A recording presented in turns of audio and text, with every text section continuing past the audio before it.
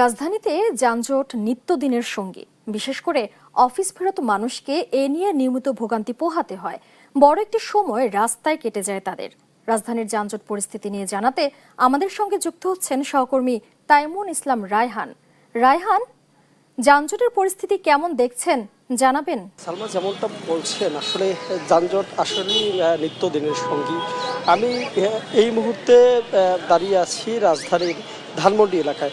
আমি যদি বলি, ধানমন্ডি এলাকায় এই মুহূর্তে কিন্তু আসলে বেশ যানজট রয়েছে। আমি বিকাল 4টা নাগাদ রাজধানীর মৌচাক থেকে এই যে ধানমন্ডির এই স্থানে আসতে কিন্তু আমার প্রায় আমি কিছুক্ষণ আগে, জাস্ট 7টার কিছুক্ষণ আগে আমি এসে ধানমন্ডি পৌঁছেছি।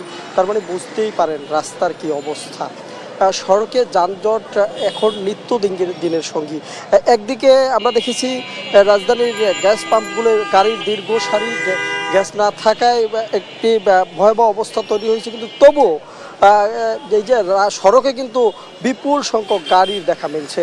প্রতিটি সড়কেই আমরা দেখতে পেয়েছি যে তীব্র যানজট, বিশেষ করে অফিস থেকে ফেরার পথে এই যানজটের কারণে যথেষ্ট ভোগান্তিতে পড়তে হয়েছে।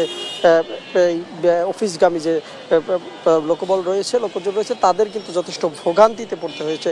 আমরা সকালে যখন দেখেছিলাম অফিসগামী মানুষ যখন তাদের অফিসে পৌঁছে, তখনও কিন্তু এই যানজটটি দেখা যায়।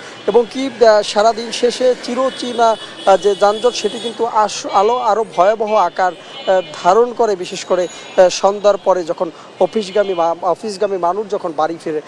সেই জিনিসটি কিন্তু আজকে আমরা লক্ষ্য করেছি। এবং কি বিকাল নাগাদ আমরা রওনা করে এই রাজধানীর মৌচাক থেকে জিগাতলায় এসে পৌঁছাতে কিন্তু আমাদের বেশ কয়েক ঘন্টা সময় লেগে গিয়েছে। সাধারণত এই জার্নিটা করতে তো অত বেশি সময় লাগার কথা না, যানজট না থাকলে। আমরা শুধু এই ধানমন্ডি এলাকা নয়, আমরা রাজধানীর বিভিন্ন স্থানে ঘুরেছি। প্রতিটি স্থানেই কিন্তু আমরা দেখতে পেয়েছি যে এই যানজটে আসলে নাকাল রয়েছে বিভিন্ন সড়ক। এই মুহূর্তের সড়কের চিত্র যদি বলি, আপনি ক্যামেরার চোখে দেখছেন যে বিভিন্ন গাড়ি কিন্তু যানজটে আটকে রয়েছে। বিশেষ করে রিক্সা বেশি হওয়ার কারণে যানজট কিন্তু আরও ভয়াবহ আকার ধারণ করছে। তো এই যে যানজটের চিত্র, এটি কিন্তু প্রতিনিয়ত একই চিত্র রয়েছে। বিশেষ করে অফিসগামী মানুষ এবং অফিস শেষে যে ফেরার পথে যানজটের ভোগান্তিটা একটু বেশি হয়। তো সব মিলিয়ে এই ছিল আমার কাছে সর্বশেষ।